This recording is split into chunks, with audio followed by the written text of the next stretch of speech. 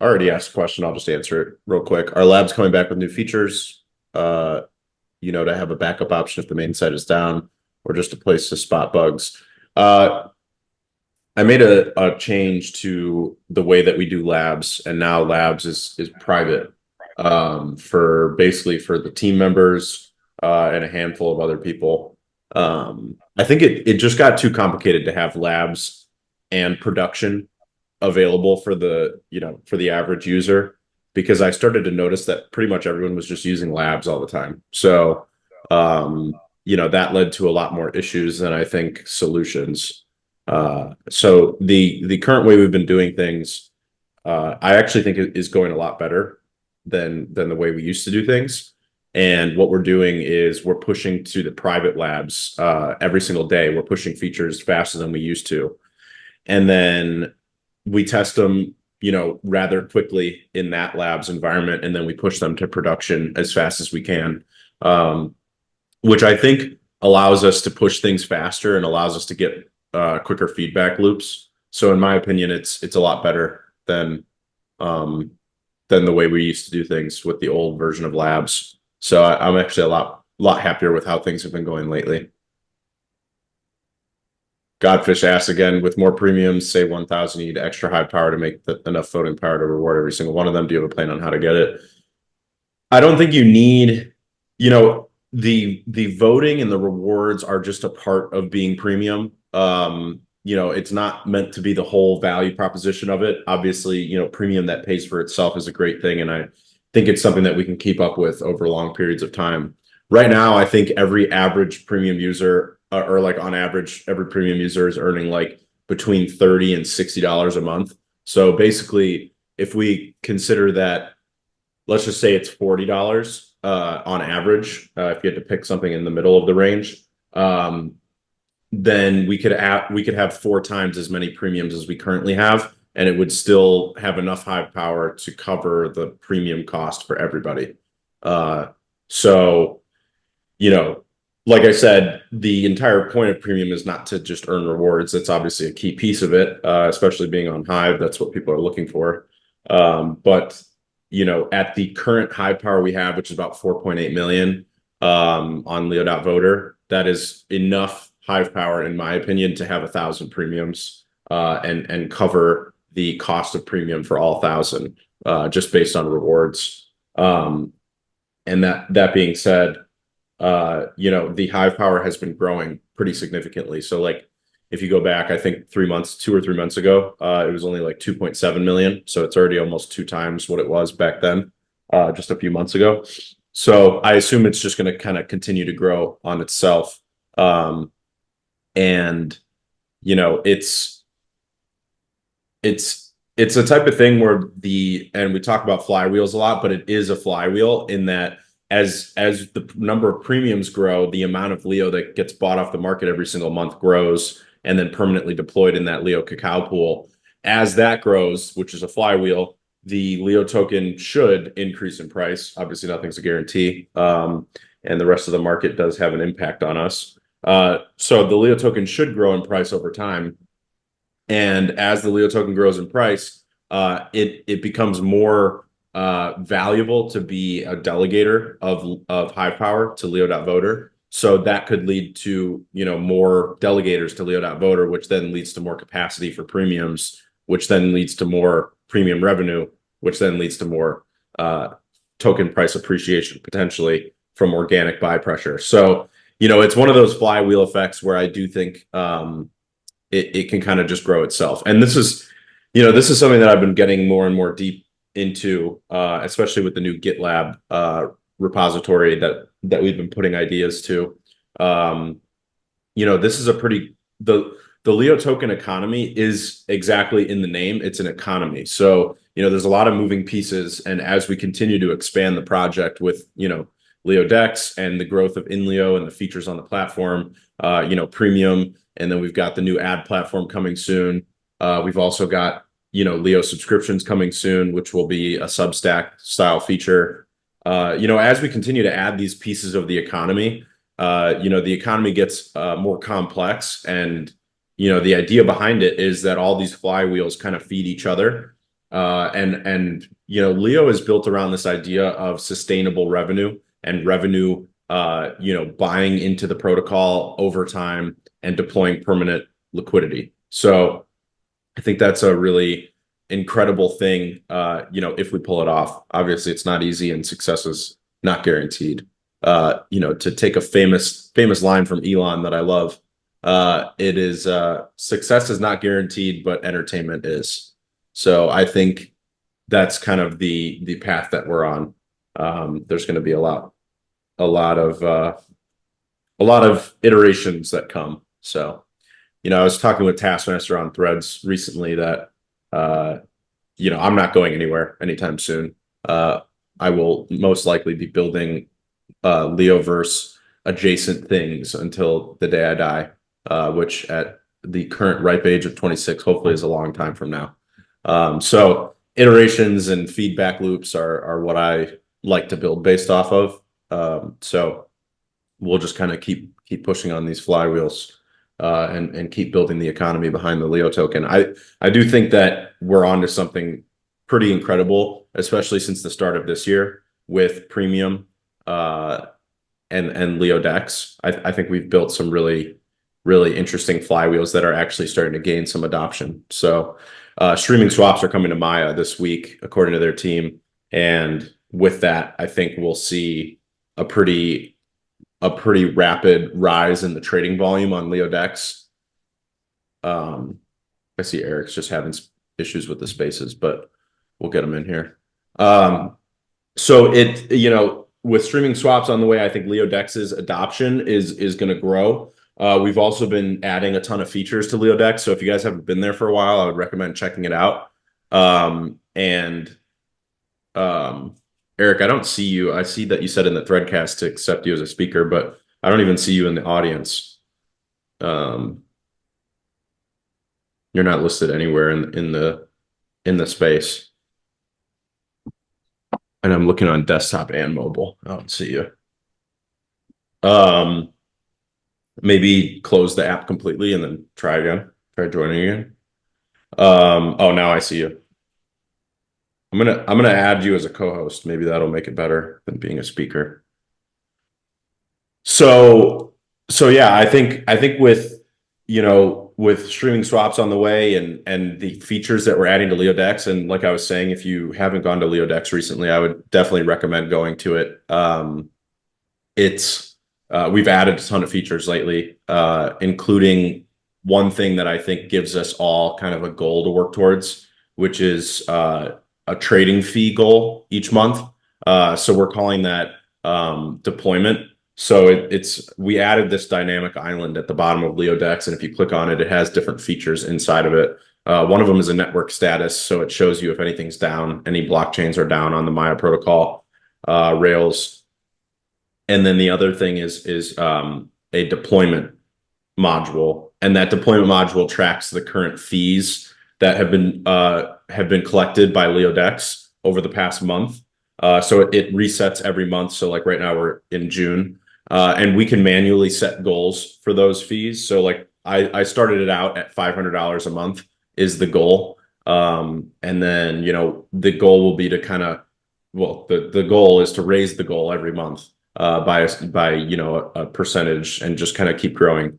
But it kind of gives us all a collective thing to look at and say, hey, this is something that ThorSwap does, which I've always liked as well, which is that they have a burn fee target. So this is a deployment fee target for us because we don't burn Leo from the rewards that we get for running LeoDex. We actually buy Leo and then deploy it into the Leo Cacao pool. So, it creates organic buy pressure, but then it also creates permanent liquidity, which is extremely important for us. The more liquidity we can build in that Leo pool, the better, for the Hive aggregation technology and other things that we're working on.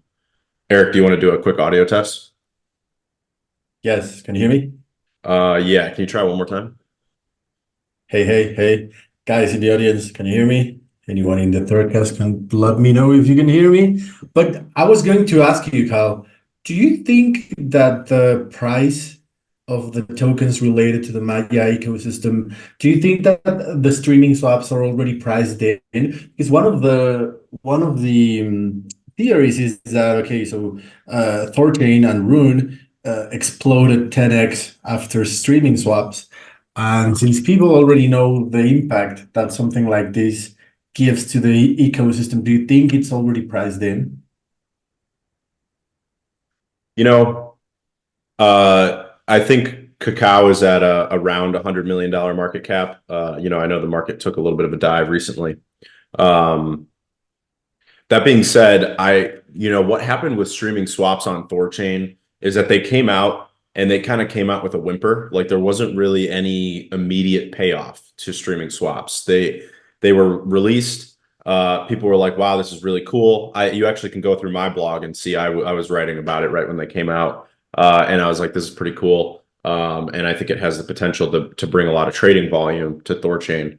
Uh, from a theoretical standpoint. But in practice, it didn't really have much of an impact. It was over the next like 6 to 8 months where suddenly you started seeing these really large streams. So like I remember like the first $1 million stream happened between like Bitcoin and ETH or something. With really low slippage. And then it was almost like this massive like domino effect where like once there was $1 million stream, then there was a $2 million stream. And then it just kind of kept growing from there. And recently there was like a massive stream. I think it was over $2 million and it ended up having like less than a 30 basis point fee or something, or slippage, which is really kind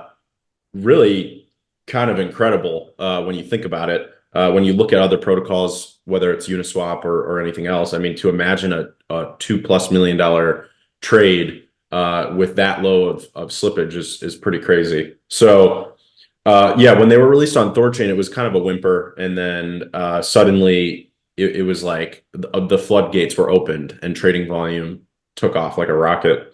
I kind of imagine something, and I talked about this before. I kind of imagine something similar happening on Maya protocol where streaming swaps come out and it's a little bit of a whimper at first, and then suddenly, you're going to start to see a lot of trading volume, and then the floodgates kind of open up in a very similar. I imagine that the chart will be a very similar chart, and I'm talking about the trading volume chart will be a similar one to Thorchain's, but I think it'll be accelerated on Maya's because everyone knows that it's going to happen. So I just think that instead of taking 6 months, for example, it may take 2 months. That being said, our streaming swaps priced in, I think that people have been speculating on them, and I'm sure that there's some speculation priced in. But in my opinion, I don't think that the adoption of streaming swaps is priced in, and there's a few reasons for that. One reason is that the protocol gains a lot of revenue as trading volume increases. The second reason is that LPs gain a lot of revenue as the trading volume increases from swap fees. So as those LPs, the yield in those liquidity pools is going to increase dramatically. And when it does, more volume or more liquidity is going to flow in after that volume, as people demand those liquidity pools. And then that the more liquidity that those pools have, the streaming swaps will get even bigger, and they kind of feed off of themselves. We saw the same thing happen with Thorchain. So there's that effect, and then I think the third major effect that isn't priced in is affiliate fee revenue for interfaces on Maya protocol. So you look at like ThorSwap or some of the other major interfaces on Thorchain. And after streaming swaps, they suddenly started making, a ton of money. I mean, we're talking millions of dollars a month in affiliate revenue that Thorchain interfaces started making. So I don't think that that's priced in because essentially consider it this way. With the iPhone being an example and the launch of the App Store, some apps came out, that's cool, whatever. But then when some apps come out and they start to make a ton of money, they can keep building the app that they're currently building. They can also look at new apps that they can integrate. They can look at new features. Generating revenue on the interface side of things is extremely important. And, being that we run LeoDex, we have a very kind of intimate relationship with this, that if we start suddenly making, tens of thousands of dollars from trading fee revenue per month on LeoDex, that's going to boost the Leo token, obviously through the organic buy pressure, since we just, buy back 100% 100% of the revenue buys back the Leo token and then also redeploys it into the Maya protocol as liquidity for Leo Cacao. So, our interface, just speaking locally, earning more revenue because of streaming swaps will lead to us buying more Leo and deploying it with Cacao in the liquidity pool. And that increased liquidity can lead to more streaming swaps. So that has kind of its own flywheel. And then if you imagine that every other interface out there, El Dorado, Thor Wallet, Cacao Swap, Maya Swap, all the other Maya protocol interfaces are also going to start earning more revenue. So the fact that all of the apps, kind of like that second layer on top of Maya, not just the protocol will start earning more revenue, but the apps will start earning more revenue, which will allow us to reinvest in building a better app, which then can lead to more users later down the road. It's just kind of like that rising tide raises all ships. And I think that I don't think that that's priced in because I don't think there's a really good way to price that in. I think it's kind of a secondhand effect that kind of just rolls out over time as that trading volume increases and the fees earned by all of the apps on top of Maya increases. So hopefully LeoDex is one of the beneficiaries of that. I mean, that's how we're kind of positioning things. I'm already working on the interface for streaming swaps. So I'm pretty confident that we're going to be one of the first interfaces to have streaming swaps, have a good interface for it, because on Maya, it's actually different than Thorchain. Streaming swaps, and I asked a few questions yesterday on the Maya Mondays with Maya X space, but streaming swaps are actually enabled by default on Maya, which is different than Thorchain, where the user actually has to choose to do a streaming swap. So basically, all interfaces will have streaming swaps. But I think we'll be one of the first to have like a UI that shows it in a beautiful way, in terms of like your streaming swap slowly getting filled.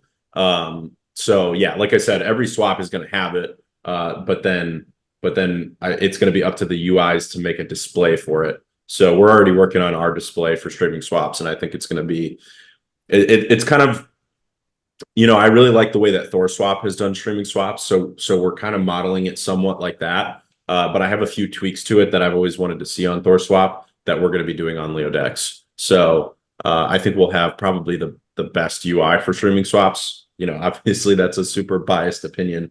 I'm not going to build something unless I think it's the best that we can do. So I'm pretty happy about that. I'm pretty excited. LeoDex has done like $87,000 in trading volume so far, which obviously is pretty tiny. But it is growing over time. We have been seeing it grow, and we're adding, like I said earlier in this episode, we're adding a lot of new features, and it's constantly improving. So the stability, the feature set are all improving on LeoDex. And with streaming swaps, I would really like to see a 10x in volume for us. And like I said, whether it's LeoDex or any UI, but especially for us, because I know what we're going to be doing. Us earning more affiliate revenue is going to lead to us being able to reinvest even more heavily into building and growing on top of the Maya protocol, which is good for the Maya protocol as well. So, I think that's going to happen for us and for many other UIs on Maya. I think streaming swaps has a lot of potential for Cacao as an asset.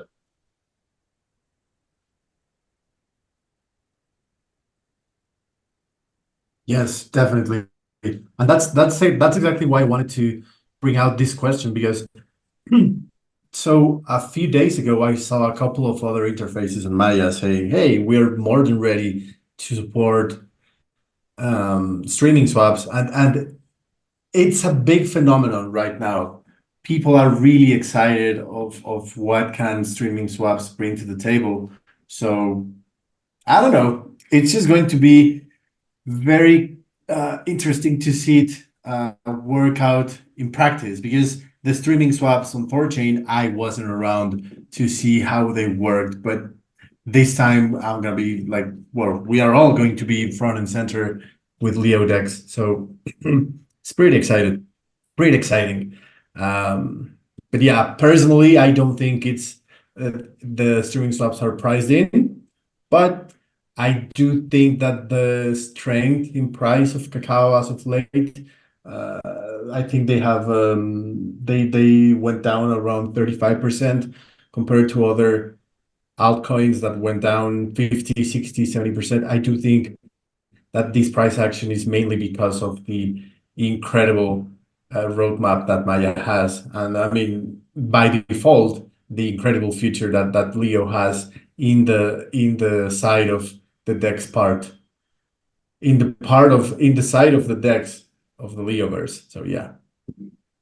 I'm checking right now the threadcast, and pretty much everyone in the threadcast thinks that the streaming swaps are going to be positive for the environment, for the ecosystem. And this brings out another question, Carl. Are we, like you just mentioned this to me in private, but maybe you want to tell people a little bit about it, like how streaming swaps work and how arbitrage plays a key part on having the price of Leo constantly be updated so that people can do a lot of volume with a not so deep liquidity? Yeah, yeah, streaming swaps are really, this fascinating innovation that Thorchain kind of led the charge on.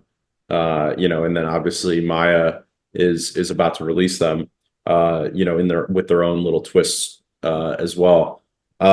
So fundamentally, the basic way a streaming swap works is it is just taking it's actually really simple, which makes it even more fascinating to me how profound of an impact it has had on Thorchain, because it is actually really simple. What it's doing is, let's say that you want to swap, a large swap. So let's say you want to do $100,000 in one swap, which does actually happen quite frequently. And actually, I was reading recently the Chainflip founder released he called it a manifesto on how they're aiming to get to $100 million a day in trading volume on Chainflip. And one thing he talked about is that the majority of trading volume actually comes from large traders, which may seem intuitive, but it is a good observation that the majority of the trading volume that you see on a protocol like Chainflip or Maya or Thorchain is actually from the whales. They're the ones that are kind of driving things. So streaming swaps is a feature that is directly targeted at whales and making their life better. So what it's doing is, let's say you've got $100,000 swap. The the protocol and the interface that you're on will basically break up your swap into many different sub swaps, so smaller swaps of the 100,000.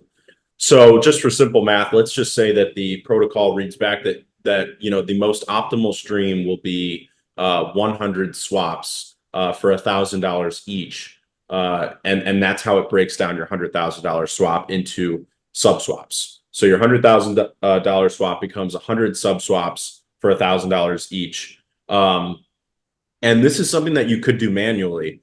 That being said, if you did it manually, let's say with the Ethereum blockchain, and the average gas fee per trade is like $6, or let's just say it's $10, then if you broke it down into 100 sub swaps, now you're going to pay 100 times gas fees. So you're paying 100 times $10, which would be $1,000 in gas fees. So with a streaming swap, the cool thing is that it actually sends one transaction. So you pay one gas fee, but it still breaks it into the 100 sub swaps. So that's like the kind of the first piece of it, is that you're saving on gas fees. The second piece of it is that with each sub swap, every in between each swap, the protocol is actually allowing for a delay so that arbitrageurs can arbitrage the pools back to equilibrium in between each sub swap.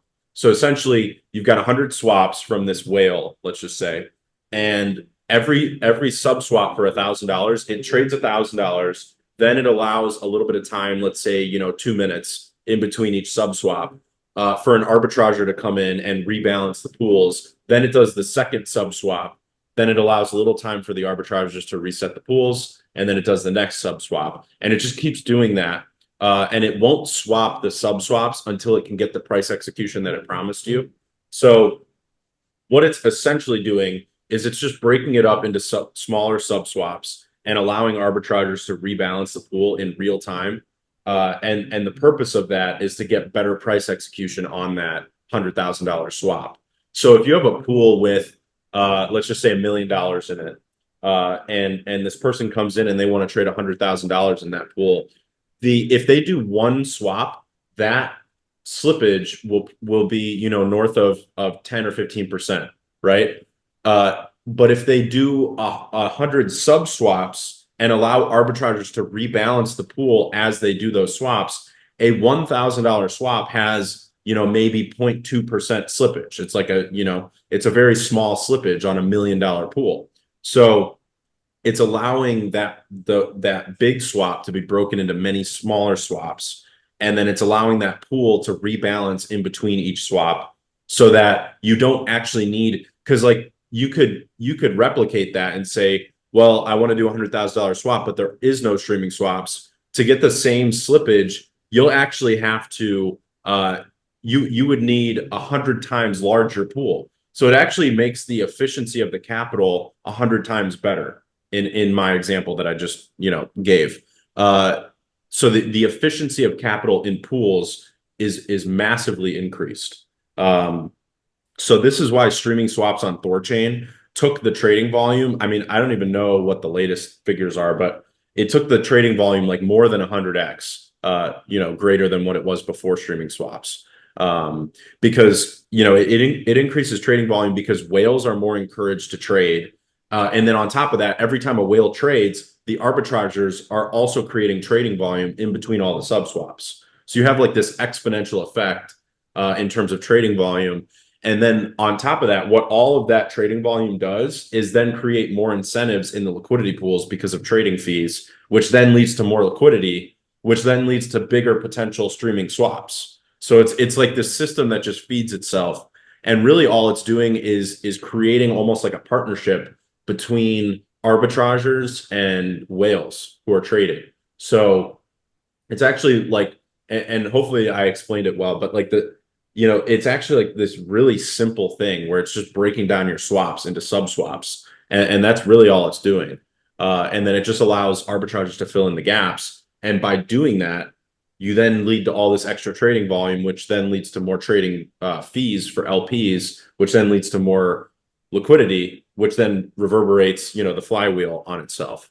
So hopefully I explained that well. But streaming swaps are a very big deal. Right now, there's $100,000 in the Leo cacao pool, and if you did like a $10,000 swap, you would have relatively large slippage right now. But when streaming swaps go live, you'll be able to do a $10,000 swap with the same slippage as like a $500 swap that you can currently do. So you'll be able to buy and sell massive quantities of Leo with very low slippage, thanks to arbitrage. So again, really important that we build up the liquidity here as well. And we're also going to be tapping this into the Hive aggregation technology. So, you know, that is going to take us a little bit more time, but I'm already kind of working on that design and implementation. But we're going to be trying to get streaming swaps to work for Hive swaps as well. So like, let's say that some whale wants to buy $100,000 worth of Hive with low slippage.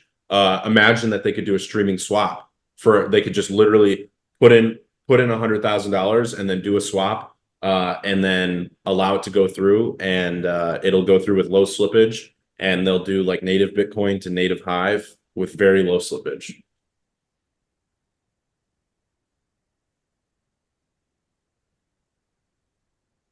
Yeah, and that's exactly what is going to help us as a protocol, as LeoDex. It's going to be pretty simple to allow people that, for example, a few weeks Eric, you're ago, really quiet they weren't. on Spaces. Not sure if that's for Oh, other people too. ah, okay.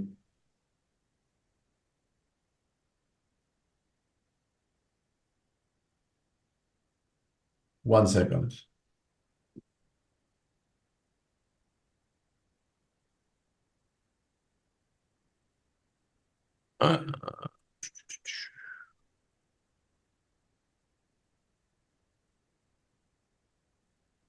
Uh, yeah, I'm Samuel. on the Streaming desktop. swaps attract more whales because of its importance more arbitrage, liquidity, and better revenue generation. Yeah, it just kind of increases that on all fronts.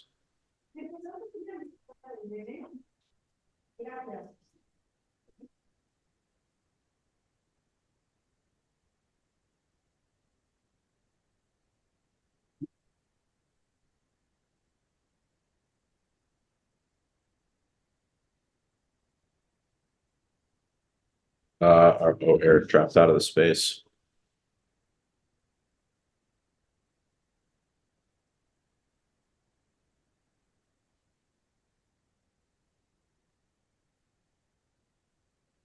Yeah, Samuel, that's exactly right. It's literally just taking a large swap and breaking it down into sub swaps.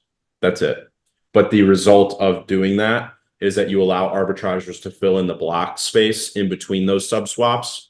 And by doing that, you get better price execution for whales who are trading, which then obviously just leads to more volume in general, which is why I think it does take time to see the actual resulting impact of streaming swaps. Because it's like right now, whales have probably sniffed at the Maya protocol and looked around and looked at how much they could swap with low slippage. And they've probably realized that there hasn't, it's not super high. Like you can't do massive swaps like you can on Thorchain.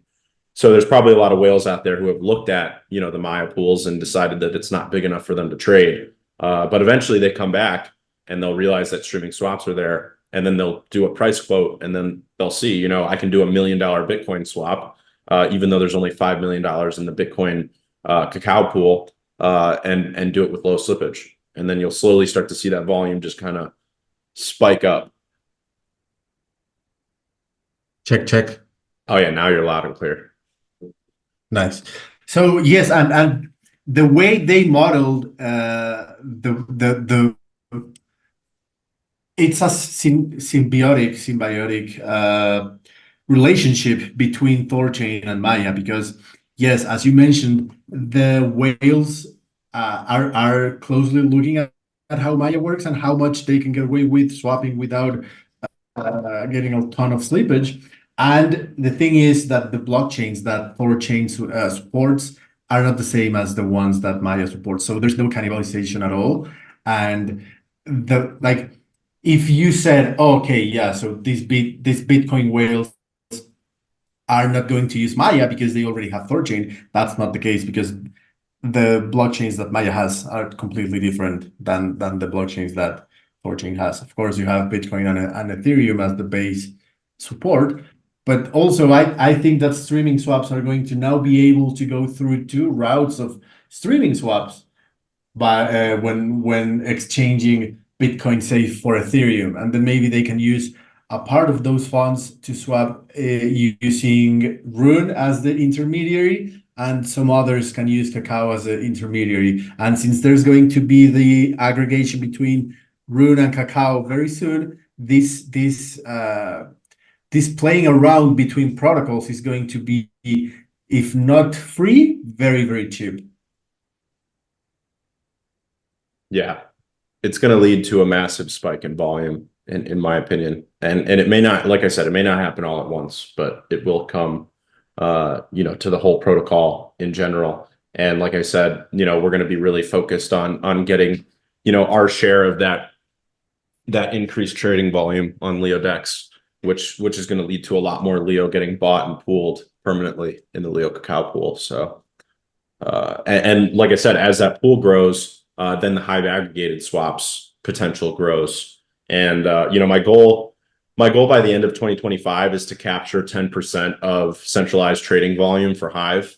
And that doesn't include HBD and Hive L2 assets like SPS and DEC, and any other assets that we list in the future on the Hive side of things. But just in terms of Hive, the Hive token, my goal is to get 10% by the end of 2025, which would be, roughly about $10 million per month in trading volume, just on Hive alone. So, and Hive aggregated swaps actually generate two different fees for the Leo token economy. There's one fee on the bridging side from Leo Hive to Leo Arbitrum, so it collects a fee there, and then it also collects a fee on the affiliate side of Maya. So there's two fees on every Hive swap.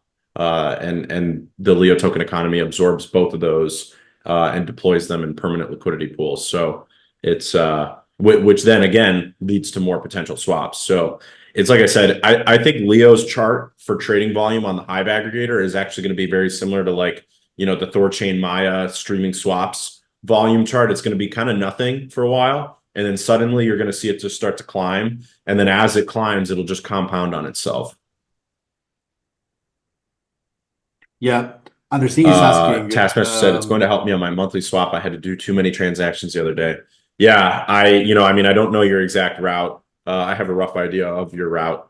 But yeah, it will, you know, even if you don't use a streaming swap, it will actually make your life better. So while it does technically cater towards whales because it's focused on larger transactions, it actually improves the overall capital efficiency of the pools. And it also improves the pricing of the pools. So as a small user, you know, if you're a minnow or something else, it actually will improve your price efficiency as well, even though you're not using streaming necessarily. You may end up using streaming, but even if you're not using it, the pricing efficiency is there for everybody. So it will benefit all people who do swaps on the protocol. Vic Van said, I think we all should be swapping using LeoDex, low slippage, and it's yeah, it's you know, we released that, and I'll share a screenshot. We released that volume target, so the deployment target goals, because you know I think it's one way to encourage more swapping by our community specifically, and I also think it can be used to educate Maya protocol users on what happens to the affiliate fees on LeoDex, because most other UIs they actually just pocket the affiliate fees and they use them for development, you know, funding and whatnot. But you know, being that Leo is completely self-funded and bootstrapped, we actually redeploy all of the fees back into buying Leo and then permanently pooling it as liquidity with Cacao. So, you know, obviously on the Leo side of things, that's really great for all of us, you know, the Leo community, but it's also really great because it's pooling Cacao. So it's really great for the other side, which is the Maya protocol users. The existing users over there should actually be using LeoDex over other UIs potentially. You know, if those other UIs are just pocketing the Cacao or selling it to pay for development, we're actually using it to deploy permanent liquidity. So I think LeoDex is actually a lot more virtuous for Maya protocol and obviously for the Leo token economy. And if you're a Maya protocol user, I would think that LeoDex should be at the top of your list in terms of swapping UIs.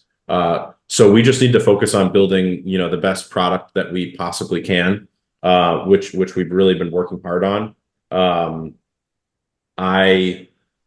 You know, I've been really focused on testing things and making sure that everything is smooth. You know, we added a lot of features recently. The confirmation window, the token selector got a complete overhaul where now it sorts by balance of whatever assets you have.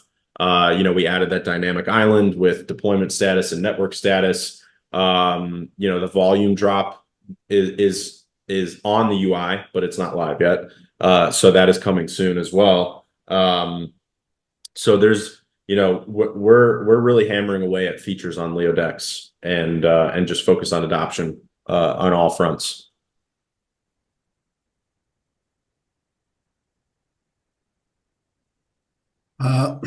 Senor Coconut is asking, how do you take your ARB Leo back on the Hive blockchain? Well, you just Senor basically Coconut have said, to how do use. you get your ARB Leo back on the Hive blockchain?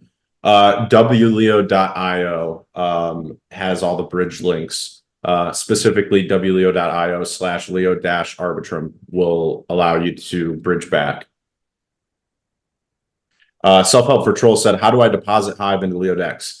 So, as Nifty will remind you, these are decentralized exchanges. There is no depositing. It's not like a SEX. So you don't deposit anything. If you want to trade Hive, you connect your Hive wallet through Hive keychain on leodex.io, and then you connect with your key store or your XDeFi or your MetaMask for the other blockchain supports. So you connect those two things, and then you select Hive in the input, and you select whatever asset you want to go to in the output. And I'm speaking because you said deposit Hive, so I'm assuming that you want to sell Hive, swap it into something else. So you do the top input would be Hive, the bottom would be whatever you want to go to. Let's just say you want to go to Bitcoin, or let's say you want to go to Rune, for example. So you would select that as your input output, select how much Hive you want to do, and then hit swap. And then we've built this really nice aggregation window that walks you through every single step by step, as it swaps. And it automatically does everything for you. All you have to do is hit confirm on Hive keychain. So it'll ask you to confirm like 3 transactions on Hive keychain. So you just do confirm, confirm, confirm. It takes you through all the steps. And then once it gets to the Arbitrum side of things, you have to, if you're using XDeFi or MetaMask, you'll have to confirm again for that, for the Arbitrum transaction. If you're using Keystore, then it automatically confirms it. And then it'll take about, I don't know, 5 to 10 minutes, depending on whatever output asset you've chosen. So, and that's literally it. You just hit confirm wherever it asks you to, and then it just does everything else for you.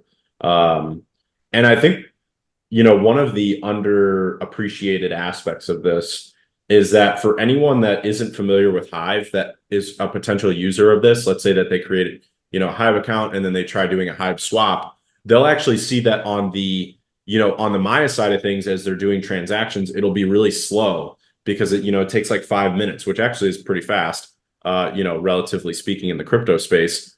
But on the Hive side of things, everything happens in seconds because Hive is so fast. So it actually is kind of like built-in marketing for the Hive ecosystem by being really fast and really amazing.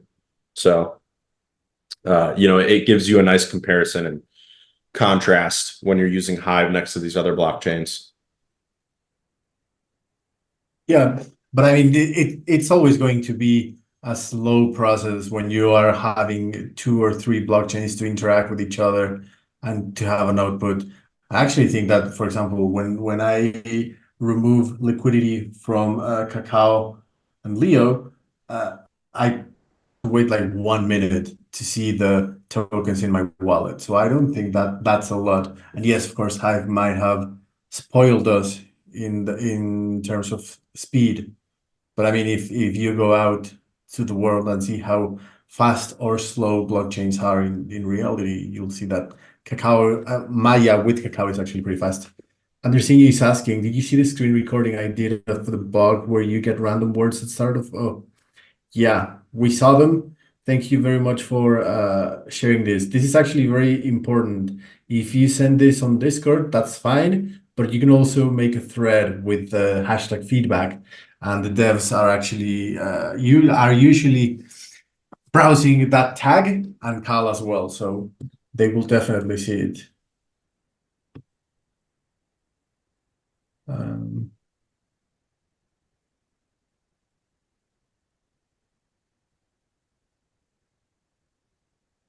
Nice. Oh yeah, and I saw that Andersinho asked the question a few minutes ago, and he said something around the lines of, "I wonder why hivers are not that excited about this." My theory would be that Hive is very convenient, so it allows you to go out and in of the protocol with uh, very fast, with very like with no fees, and then you can just send your Hive to Binance if you are able to use Binance, or you can use MEXC, whatever. You can use centralized exchanges with little to no fees, and of course that's convenient. But if you think about how the standards and the ideals of Hive are about decentralization, about not having middlemen, about sticking to what really is important in cryptocurrency. I do think that once more people realize what LeoDex offers, they will either have to adopt LeoDex, even if it means paying out 0.5 fee in terms of affiliate fees, swap fees, slippage, whatever, all of that, or they will have to face me calling them hypocrites because they might want like decentralization and no middleman and blah blah blah on one side, but on the other hand, they rather use Binance instead of LeoDex. So yeah, that would Yeah. be hypocritical. But that's not a team point of view. That's my point of view. Okay. Yeah, it's and one thing I've been saying very frequently is that I think the very least you could do is to quote your swap and look at a centralized exchange side by side. I think that would be like the bare minimum of what you should do if you believe in decentralization on any level. I understand, I very much understand that if if you're in this industry and you're an investor, you're a user of crypto pretty heavily, you're going to be looking for ways to, make money wherever you can and save on fees wherever you can. So I am understanding of the idea that people want to save on fees and want to use whatever has the lowest fees, in order to conduct their trades and whatnot. That being said, I think, and for those people who just want to maximize, profits and maximize, efficiency, like I said, quote it side by side because very frequently, I would say at the very least, 20% of the time, using LeoDex is actually cheaper than using centralized exchanges. And the reason why is because we actually have built in arbitrage to the Hive aggregation technology, and it passes that arbitrage either fee or profit onto the user. So if there is a negative arbitrage, then it passes on that negative arbitrage to the user. If there's a positive arbitrage, it passes on that positive arbitrage to the user. So and this is why quoting at different times is important, because sometimes you may quote a swap on LeoDex, whether let's say that you're buying Hive, using USDC, sometimes you may quote that swap and you'll actually get paid to make that swap. And I can guarantee you that a centralized exchange is not paying you.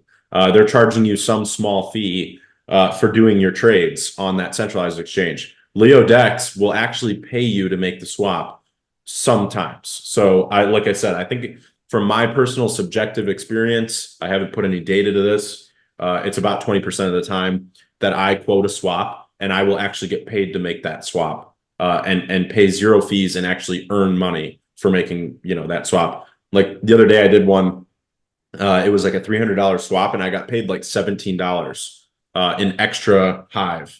And so I bought Hive, and I think I bought it with Rune. So I did a Rune to Hive trade and I put in $300 worth of Rune and I got outputted $317 worth of Hive. So I got an extra $17 worth of Hive, and paid obviously no fees. So it's a self-balancing system, and if it goes out of balance, it will either charge the user or pass on profits to the user in order to rebalance itself. So it's actually a really interesting mechanism that we've built into the Hive aggregation technology. And as the trading volume grows, as more people use it, those arbitrage imbalances will continue, and they'll change more. I guess what would be the word? They would change more rapidly, so that every time you quote it, you'll get a different quote. And I think that that's actually a generally positive thing because again, it balances itself back out. And then when streaming swaps are released, it will be that much more efficient. So again, it's just like for the bare minimum user, I would say at least quote your swap on LeoDex in addition to looking at a centralized exchange. And know that if your fees and slippage are less than probably 0.5% on LeoDex, it's probably more efficient and faster to use LeoDex versus the centralized exchange.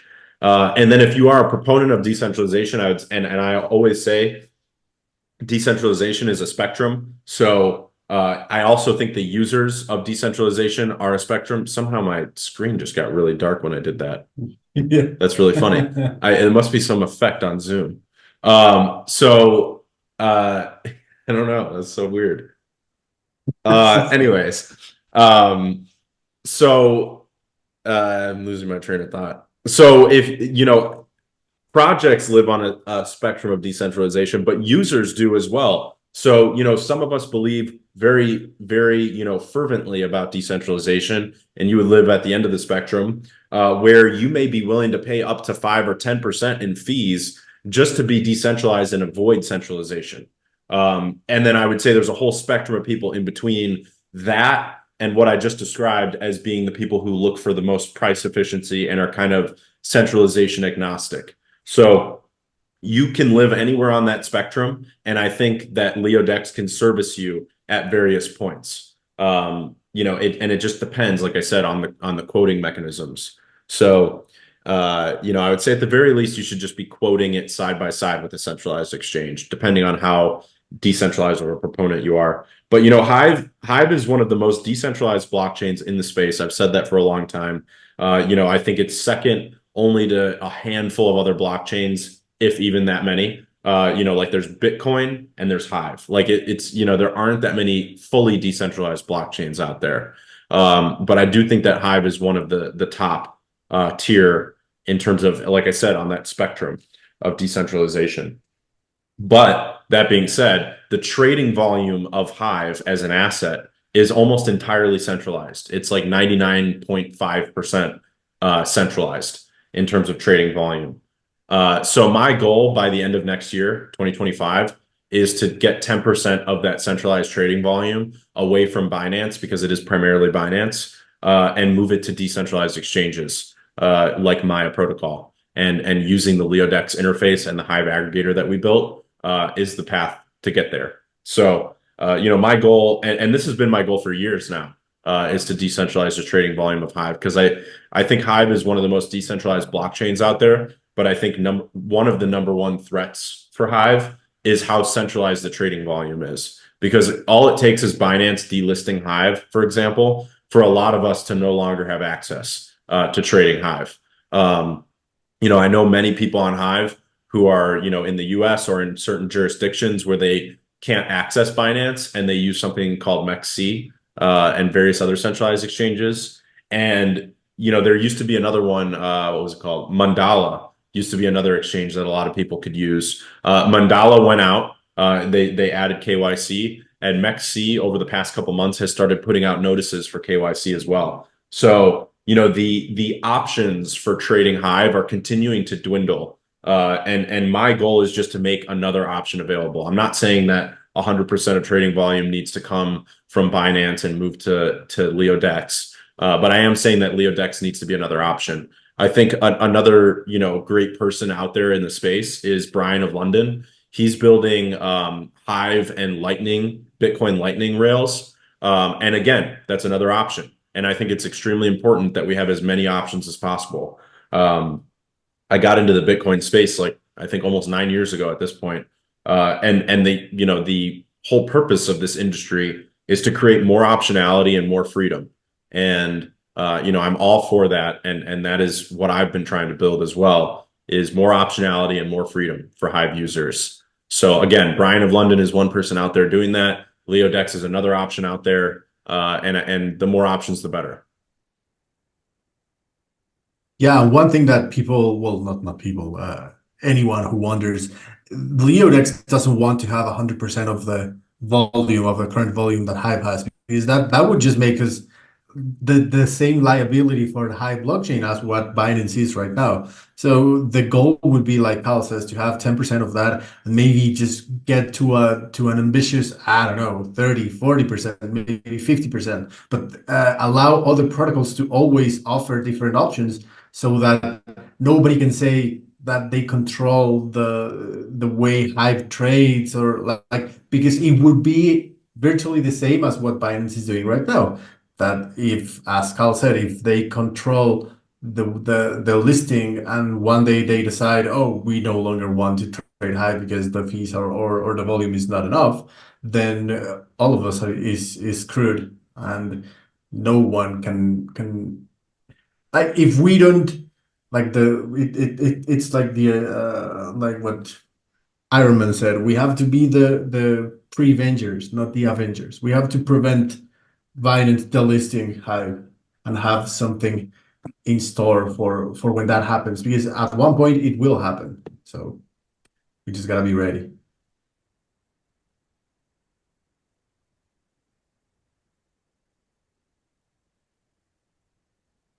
And yeah, life of Brian.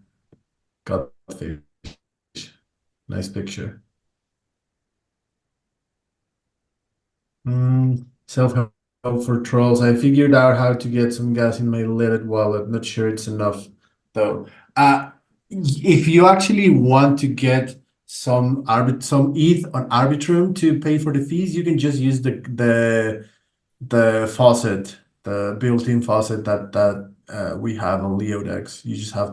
You just send it Leo tokens on the Hive blockchain, and you receive Ethereum tokens on the Arbitrum blockchain. Yeah, like just $5, so that you can do any swaps forever. Because I think that swaps are like 0.1 cent or something like that. So it's gonna be enough.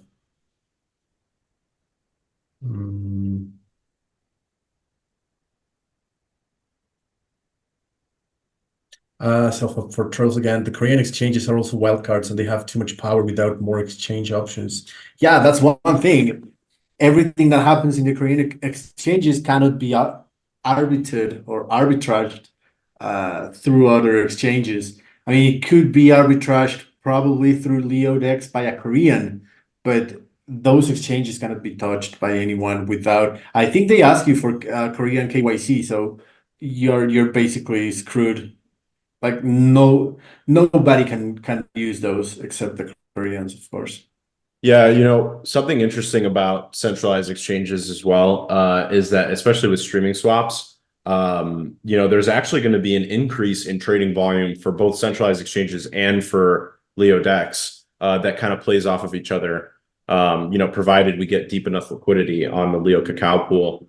And the reason being is that, for example, let's say that a lot of trades start happening on LeoDex, like 10% of the trading volume. Suddenly, to rebalance the price of Hive, one way to acquire Hive or sell Hive is going to be through LeoDex. So you'll be able to, for example, on these gate-kept trading exchanges like Upbit and the Korean exchanges, let's say that they start trading Hive at a premium. Those users then go out and they try to find Hive in other places. They'll buy it from Binance or any other exchanges that have Hive. And LeoDex is going to be one of them. So they'll actually be buying Hive from us and then moving it to their exchange, or vice versa. If Hive is selling at a discount there, they'll buy Hive and then send it to LeoDex. Obviously through the LeoDex rails, you don't actually deposit. So they'll send it through LeoDex to sell it, essentially, or buy it. And that creates more trading volume for both platforms. So we actually should be marketing to these, Korean whales and, all the other traders that are out there trading Hive, on Binance and in other places. We should be marketing to them and trying to get their trading volume as well. I saw someone ask and say that they couldn't log into LeoDex using Hive keychain, or they asked why we don't have Hive keychain, but we actually do. You just have to click Hive. When you log in, you click the Hive icon, and then it'll ask you to log in with Hive keychain. So it is there. I also saw, I think it was Vic Van was asking about onboarding. I replied via text too, and I see that Sunseeker's in the audience. We've been testing the onboarding and haven't had any issues, and I know that Sunseeker has onboarded a lot of people. So if you do have specific issues with specific screenshots, please post them as a thread with #feedback, and then we can fix it. But like I said, we've been doing a lot of onboarding and haven't run into any issues. So it'd be nice to know which login methods you're trying, and obviously those feedback threads definitely help.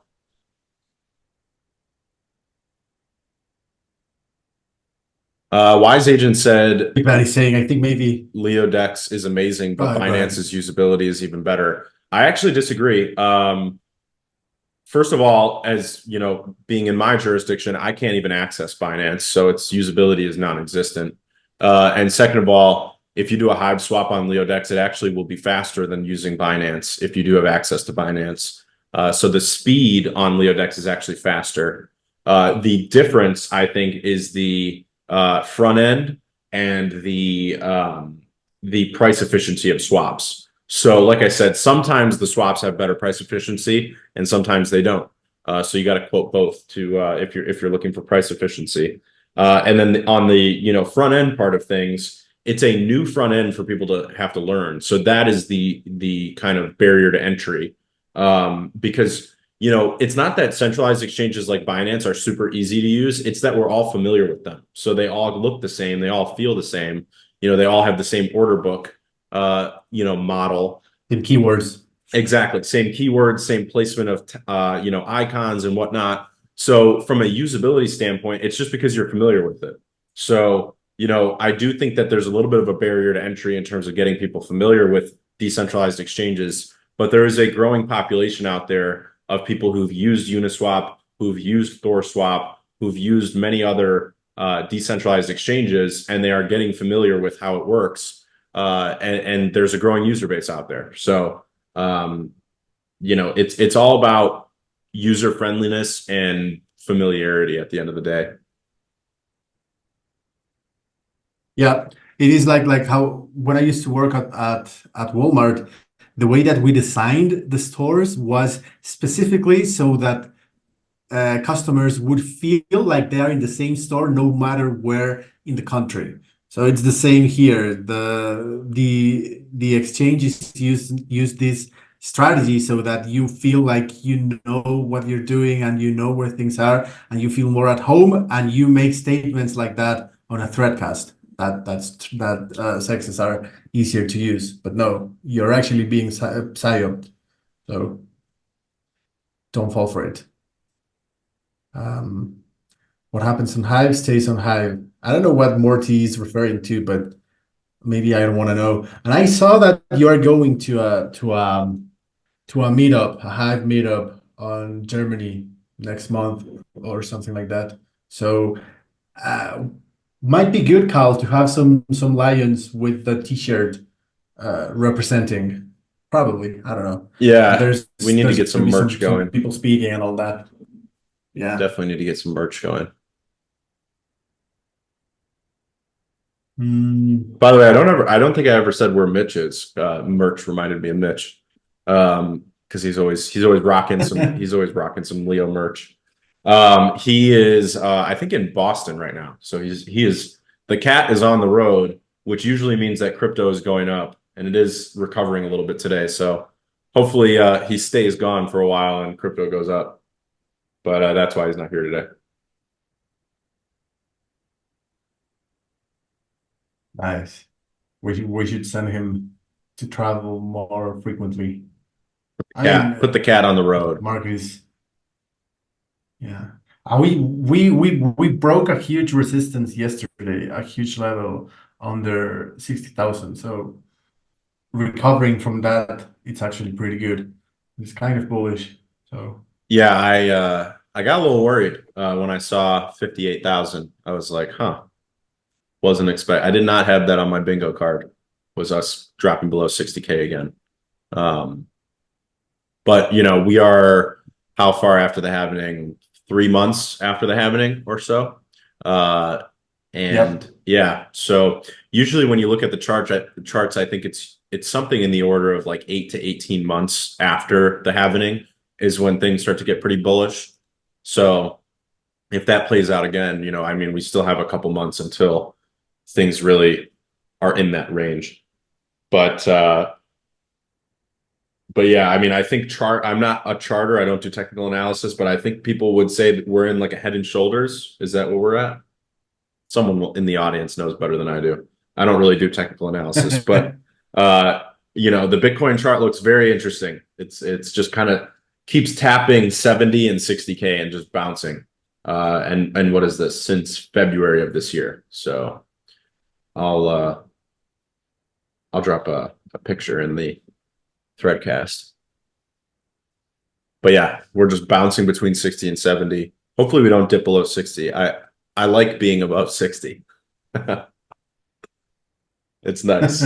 Yeah, I mean, those like the psychological barrier of being above 60 is pretty important. And people were actually saying, I don't do TA as well, but I try to stay informed, or at least to read different opinions and see which one resonates more with me and with my logic and whatever.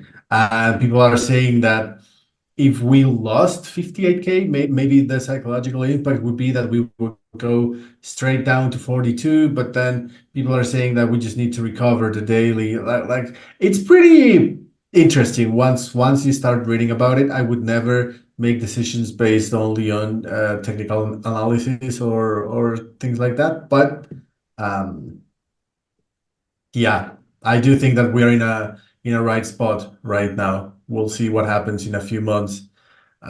If I would be able to choose or to decide what happens, I would see the summer just chop around, and then in Q4 start the huge um, the aggressive way up. So we'll see.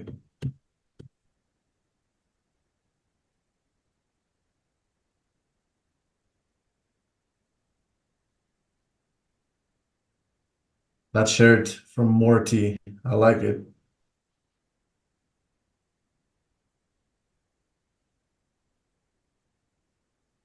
Um, Head and Shoulders, not my brand of shampoo. Yeah, I don't know. In the meantime, I paid for my yearly premium subscription a couple of weeks ago, and I saw that Carl did the same with his a couple of days ago. So I wonder how many yearly ones we have. So maybe I can pull that. Hmm, it's Leo pool, right? Wallet. Then we can see incoming. Um, mm. Let's see. Okay, Carl. Oh, Kan Taimur. He just got 24 hours ago. Nice. Shane Mata. Nice. Fermia Nico. That's four. Tokenized Society. Nice. Five. Steam Streams. Nice. Six. Meraki. Seven. I know Meraki.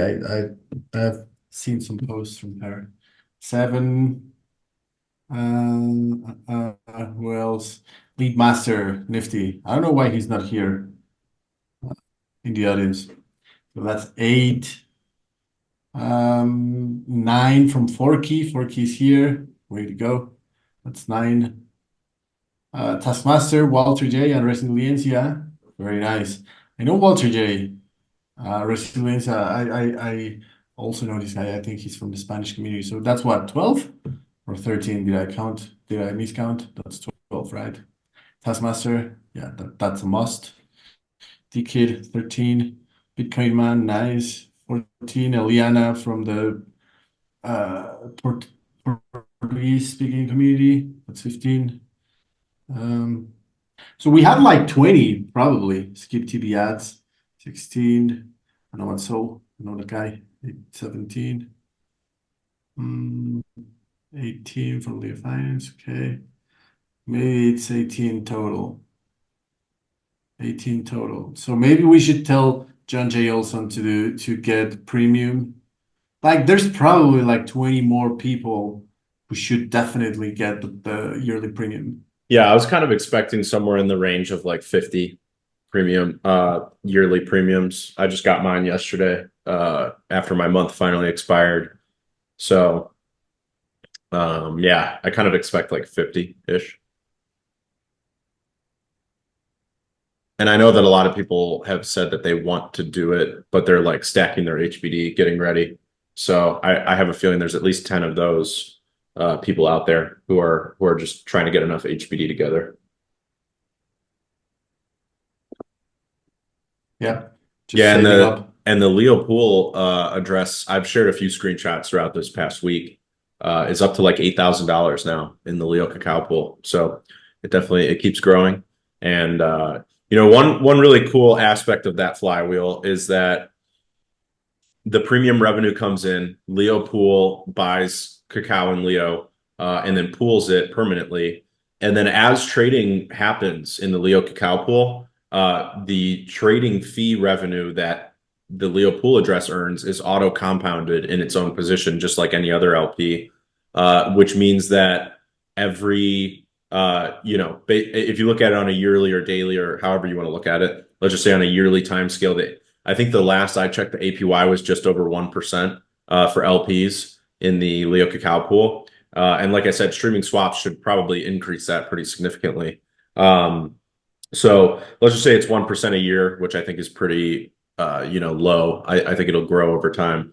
But let's just say it's 1% a year. That means that not only is the revenue continuing to stack in the Leo pool account, but the all the liquidity that's permanently pooled there is actually going to grow on itself by 1% a year. And then, like I said, as that percentage grows, then it just keeps growing as well. So it's like this exponential force that's just going to continue to accrue value like a sponge.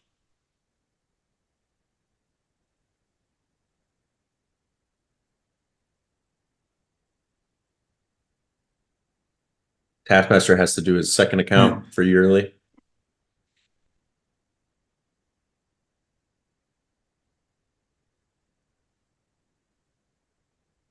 Come on, Sami Hive. Better to remind us the total amount of HBD needed for yearly premium subscription. Like, come on. You really don't know it's 100. Come on. I was even like, maybe if there's a marketer or any type of guy in the audience that knows about this. I was reading something about it.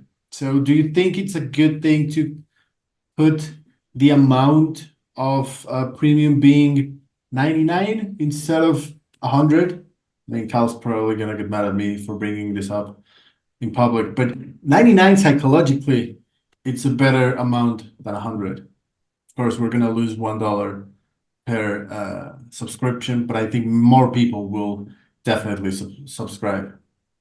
But you gotta help me convince Cal. Yeah, I'm not convinced. You guys will have to help convince me. I prefer round numbers, so I'm just not convinced, but maybe someone can convince me at some point. I would rather it be 100 than 99 because, right now it's all round numbers. So when the Leo pool account reaches certain dollar figures, it's all round. But then if you were to get $99, it would all not be round. So it'd be like hammering in on my OCD. That's OCD. Yeah. Yeah.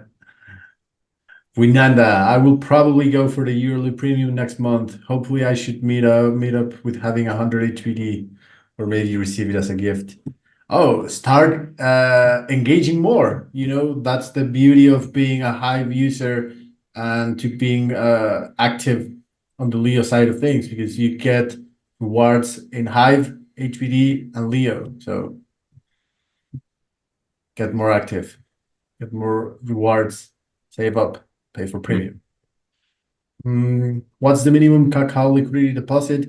I don't think there's a minimum, but you probably want to do more than $10 on each side, so it's something. But I mean, theoretically, you could do $1 on each side, right, Cal? There is some Maya protocol enforced minimum for swaps and liquidity. It's usually around like $3. It depends on the chain as well. So like for Bitcoin, it's higher than that, but I think it's like $3. You could most likely you could do like $5 of cacao and $5 of Leo with no problem. But the UI will tell you that if you try to deposit too little of an amount, it will tell you that it's not enough. But it is like $3, $4, $5 is like the minimum, something like that. Okay. Hey, there we go, Taskmaster. Anand Soul is correct. It is marketing 101. When it gets more active, it is a worthy idea. That is why Tesla is charging 99 for FSD subscriptions as opposed to the 199 before. Yeah, makes sense. Godfish, make it 990 for a 12-year subscription plan then. Yeah, maybe we should have a lifetime subscription option. Yeah. That would be cool.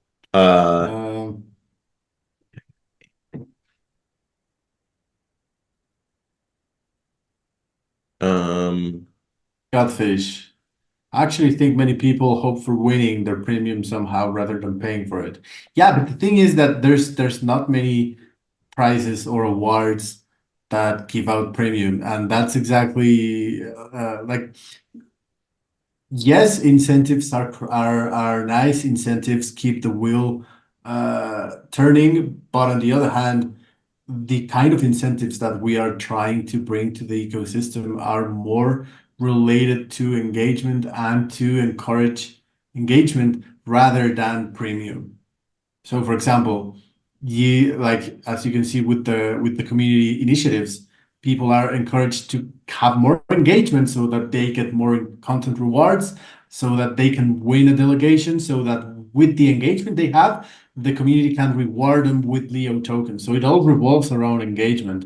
And one thing that we have to remember is that at one point we are going back to the advertisement model, and traffic is going to be incredibly important to have good like to make this advertisement model work. So it's all around engagement, and it always has been on Hive actually. Engagement is key to build your brand, to get to know people, to maybe make friends with some whales that will support your content, to get feedback on whatever you're writing, to get to know other people, to get more followers, etc., etc. It's all around engagement, and in social media, in normal social media, Web 2 social media, if you want, that's the same. It's all about engagement. So the rewards and the awards and prizes that we have in store are to increase engagement, not focused on premium.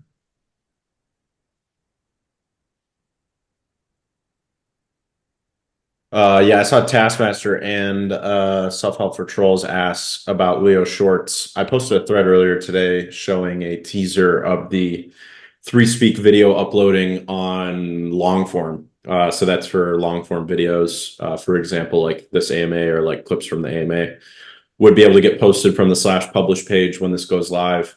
And it uses 3Speak on the back end. So that is in testing. Shorts are also in testing. And when I'm satisfied with them, we will push to production. But I think Shorts is going to be a really big deal. And I know that we've been talking about this for a while, so it's probably no surprise to many of you. But now that we've got the framework there, I actually am realizing how big of a deal this is. It's more than I think any of us anticipated. The UI is very similar to like TikTok or YouTube Shorts. You can actually just swipe up and scroll through videos. And then one thing that I'm working into LeoAi in the future, and I talked about this with the For You feed for text-based threads, but it will also apply to video shorts on Inleo, is it will actually read the transcript and then try to feed you shorts in a feed that it believes is based on your interests and the types of threads and videos that you tend to interact with. So the For You feed is going to be completely changed to be LeoAi driven. And so is the Shorts For You feed. So that's going to be a completely separate For You feed that will be driven by LeoAi and kind of similar to TikTok, like try to feed you videos that it thinks you'll like based on all the content that you've interacted with and liked on the Hive blockchain in the past. So I think Leo Shorts is going to be a lot bigger than any of us expected. I'm personally extremely excited to use it. Just being able to like whip out your phone and this is how it works. Being able to like whip out your phone and just go to inleo.io and then tap the record button on threads, and then you can record up to 60 seconds and then just hit post, and then it literally just posts the shorts. It's pretty incredible to use. And like I said, the viewing experience is very good as well. So we're going to need some good creators to come over here, and I'm going to really start hammering the team, Eric, Idios, and Sunsika, to really push and get some video creators moved over here, because I think it's going to be one of the best ways to make content and monetize your content. And yeah, Taskmaster was talking about page views, and I do think Leo Shorts are going to have a pretty profound impact on page views and just overall ad revenue. So when we release the Shorts protocol and then eventually the new ads protocol, it's going to be a lot of revenue for this ecosystem. So the B2B ads model is much better than the old ad model that we used, which was to use marketplaces like Google AdSense and Coinzilla. That was just very ineffective. They paid us pennies on the dollar for the traffic that we generated. So having a B2B system is just way better.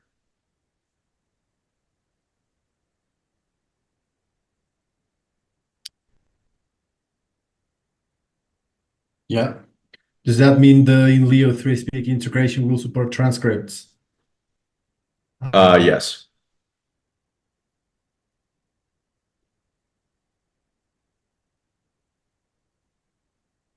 Will Leo Shorts allow us to upload edited videos or only record directly? You can upload pre-recorded videos or record on site.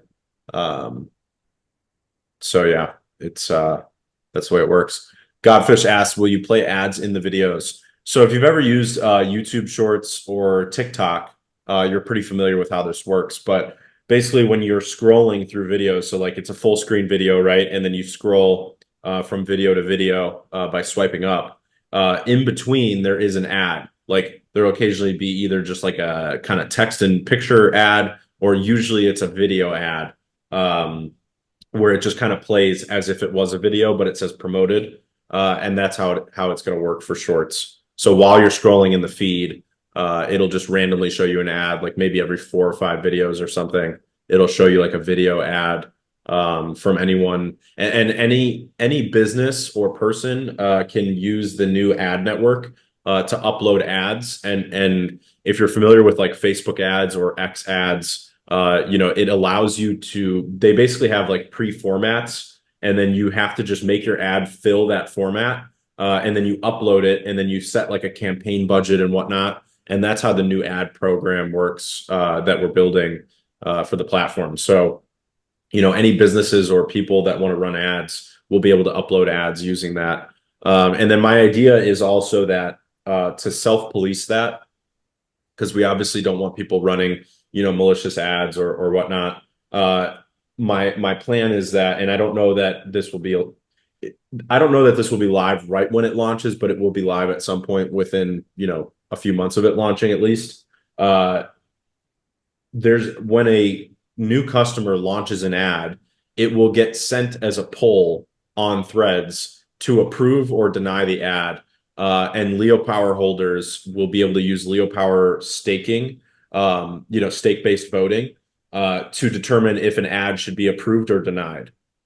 So you guys will actually be able to self-police which ads get approved and which ads don't. At some point in the future, I don't know that that's going to be live right when the new ad network goes live.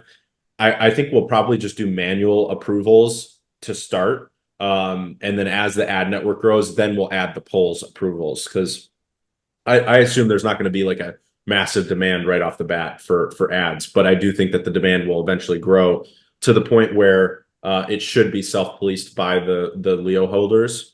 So you guys will be able to determine which ads get approved. And you'll be able to write feedback. So like the poll will be just 2 options. It'll say approve, deny, and it's Leo Power stake weighted voting.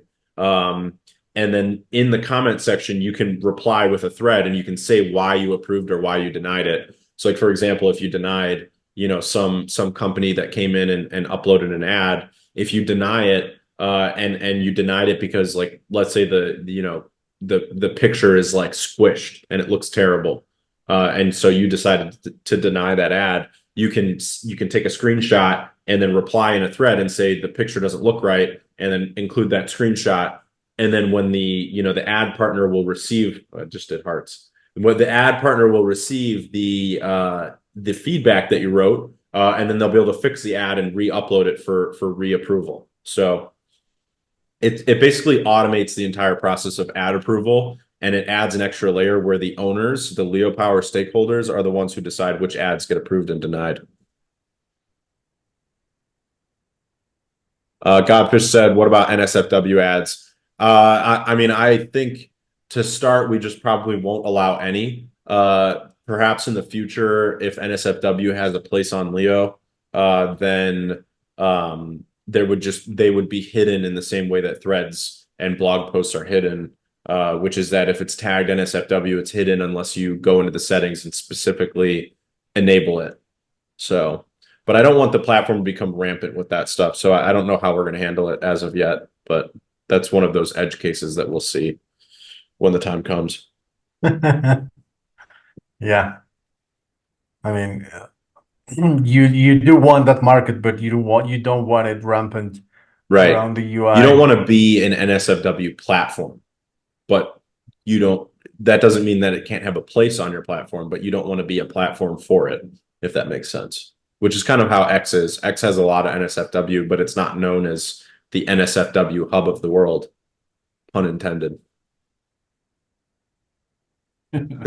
Yeah, I was just when was this? Probably like 2 days ago.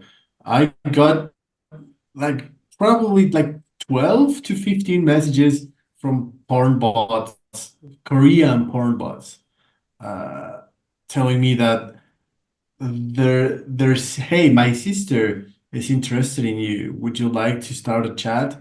And then they just send you a link.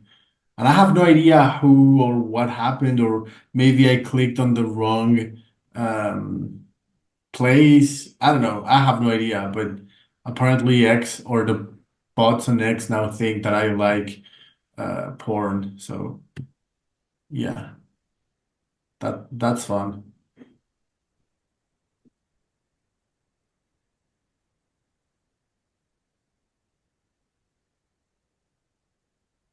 Yeah, those Korean porn bots and their sisters. Yes, self-help patrols was pretty. Yeah, it's X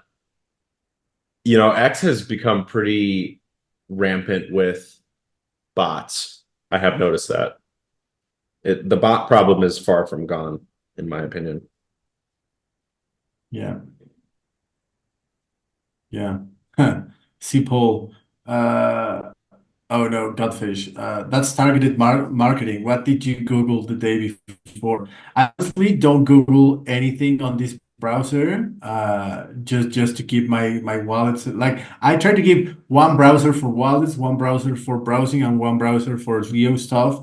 So that because for example, in this browser, I have a keychain, I have the wallets and all of that, and I do use Twitter and Leo, but that's it. I don't use it for anything else. So I don't think it was something I Googled. I think it was maybe someone that I interacted with on X that I didn't know it was like probably, I don't know, maybe it was one of those OnlyFans models that use X to interact. And then there's bots that target people who interact with those. I have no idea, but yeah, now my DMs are constantly flooded with uh, proposals. Yeah. Um, yeah, and one browser for porn. Yes, exactly, Taskmaster. So I keep my porn in the Opera browser. So yeah, Sergio Mendes, the bots were gone for a while and they still are, but now a lot of the people are gone as well.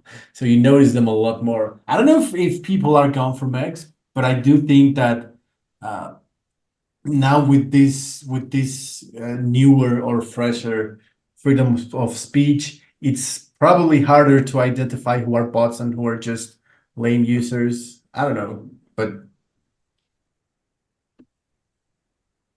yeah, no idea. I do see bots right now in crypto, but I don't know if it's a common denominator in on X in general. Like maybe we just see them more because crypto is more prominent or more keen to having bots because of the nature of the topic.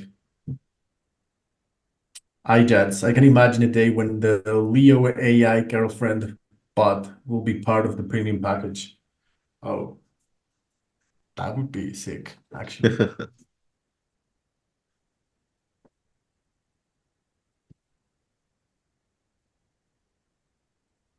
Morty suggestion. The upcoming in Leo video feature needs a known unique name and not just a cheap copy like shorts, reels, or TikToks, Caltoks, etc. My opinion. So I thought about something like this: Leo VO or in VO or just VO. See my train of thought there. Nice. Well, maybe it makes sense to have a proper name, but I mean, Mark Zuckerberg will just steal our names like he did with Threads. Yeah, I So think I don't it's know if it really, makes it's a lot of actually sense. so funny that we came out with Threads and then like, I don't know, 8 months later or something, Facebook comes out with Threads. That was really funny. But people will say that we copied Facebook, even though we all of us here know who came up with Threads first. Yeah, Maybe we it should was call them us. And also blanks. all of the We features, should call shorts blanks. blanks. The OGs will know. The OGs will know. Yeah. Mm. The X algorithms keep getting more and more puke. The Leo algorithm is actually pretty good for the for you in the for you feed. I actually haven't checked more on that, but the for you one, it's actually pretty Yeah, good. we've been making some tweaks to that. So I think if you haven't checked it out in a while, I recommend checking it out. Um, you know, it's one of those things where like I look at the latest feed and then I'll scroll over to for you, throughout the day, and it shows me different content, and I think that that's, it gives you a little more variety, and it shows you older content, like a day or two old threads, but ones that are still relevant, in various ways. So, I know that on Hive we've kind of been trained that like the latest feed is the most important feed. And we chronologically think about content. But if you actually look at other platforms, they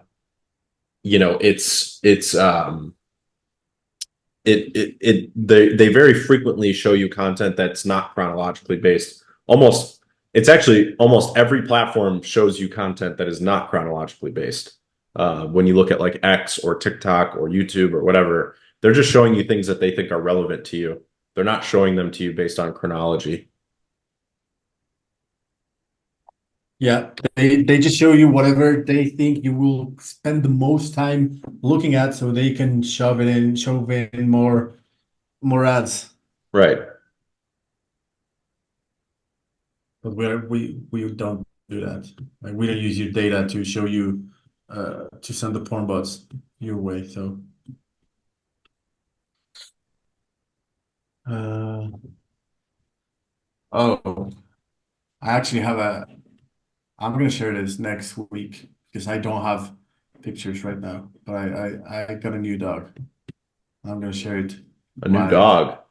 on the AMN. Yeah, on the AMA. Okay. It's the first I've heard of this dog. What? I said it's the first I've heard of this new dog. Yeah.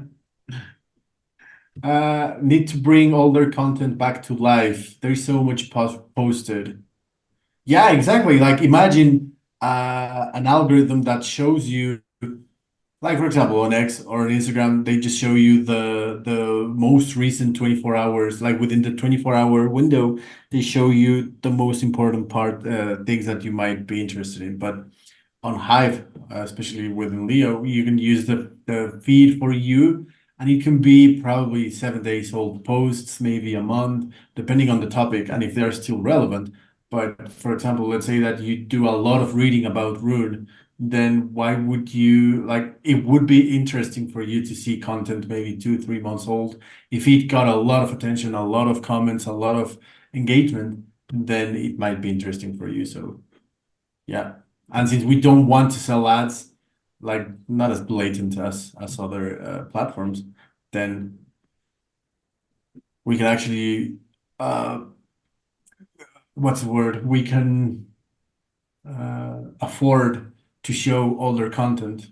So Yeah, well, and the general philosophy behind ads is that we don't actually need to reinvent the wheel when it comes to ads. Other companies like Facebook and Google and X and Instagram and TikTok, they're all doing ads already. And I think that the key differentiator for us is not that we somehow reinvent the whole ad. We don't need to re-innovate the whole ad, idea behind ads. But what we are innovating, what we are kind of reinventing is that ads, the value that is generated from ads is not held by some corporation. it's given back to the users. And that is what Web3 is about. So, it's not that we have to reinvent some form of how ads are delivered. We actually can deliver ads identically to all these other Web2 platforms. But then you guys know that when you see an ad, the value that's created from that ad is then, put into the Leo token economy. And then, all the users on the platform are the ones who are beneficiaries. So it's a different model from that perspective, but we don't have to reinvent the way ads are done. That being said, yeah, Self-Help for Trolls said that's enough of an innovation for me. Yeah, I mean, I think that's plenty of innovation as well. And then we also are adding that polls feature that I just talked about earlier, which is another level of innovation where, the users actually approve and deny ads versus, Facebook, for example, having an ad approval team. So, and that's kind of a layer of building in Web3 that I think is underappreciated. Especially in the things that Inleo does, is that, we're able to keep our overhead a lot lower than other like Web2 companies, for example, because instead of having a content policy team, an ad policy team, an ad approval team, we don't need those teams. We have the community. So all we need to do is build the tools for you guys to be the content policy team and the ad policy team. So if an ad if an ad customer is doing ads that you guys don't agree with, then all you have to do is deny their ads. We don't need to hire 5 people to run a team to approve or deny ads. We've got the community, and all you guys need are the tools to vote and not vote on that. So it's it completely flips Web2 on its head in many different ways. So by keeping that overhead low, we're able to build out this ecosystem. And all the value generated gets to get back into the ecosystem as opposed to paying some team of thousands of people to do this stuff. So instead of paying thousands of people to do this stuff, you guys are getting paid to do this stuff because you're owners. So exactly what Taskmaster said, we own the platform that the ads are on. Catch the fever.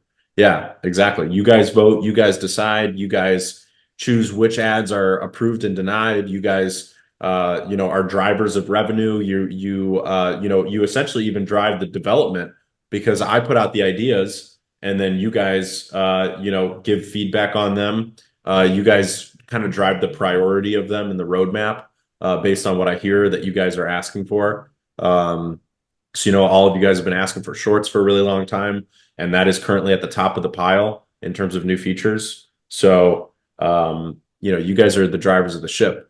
Like Self-Help for Trolls did. He put out the meme for "Look at me, I'm the captain now." So yeah, you guys are the captain now. Manuphoto said someone is building a new standard for how long form posts are created on Hive in a way that is multilingual and more available. No need for more bilingual posts affecting your SEO. Would you guys be willing to integrate it? Yeah, I'm always willing to hear things out and potentially integrate them. As long as they have good uptime and are well built, well designed, I'm always open to integrating new standards and new things. So I actually haven't heard about this. That's the first I've heard about it. So, feel free to shoot it over or post a thread whenever it's live. We can take a look. Andersino said, "Is it me or has Inleo been working flawlessly?" Yeah, I mean we just pushed an update in the last couple days that had like over 40 bug fixes and new features. So you guys may have noticed some of the new features are already live and then a ton of bug fixes. So we've been just, despite we had a 3-month period where we just focused on bug fixes and we kind of got the UI over like this major hurdle where things were not working very well because we had so much technical debt that was built up. So we fixed all that stuff over those 3 months, and then starting on June 1st, we got back to adding new features. That being said, my KPI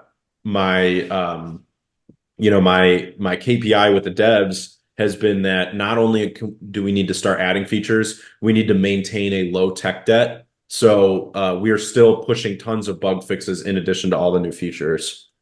Andersino said, any more communities that have reached out and want to participate in future community wars? Sunseeker already responded and said, yes, we require them to have 25 active users on Inleo to start with. Soon will be published. And And Anderson said, thanks for clarifying. So yeah, like Sunseeker said, there's been a lot of communities that have reached out to participate in future community wars and battles, but we're requiring a minimum of 25 active users to be a community that can participate. And the reason why is just because we don't want to have like 100 communities participating. We want it to be we want some level of exclusivity in addition to having being able to pull data and actually work one-on-one with these communities. One of my really important things to the ops team has been that I want each community to be, kind of mentored and talked with on a daily basis. So if we do 100 communities, we won't be able to have that kind of personal one-on-one relationship that I want to see. So that's kind of where those things stand. But it is generally pretty important to me that we have a one-on-one relationship with them.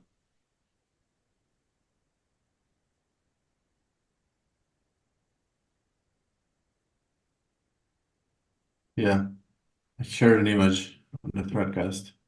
It was pretty funny, especially the Cardano and the Cardano holders and the Link Marines.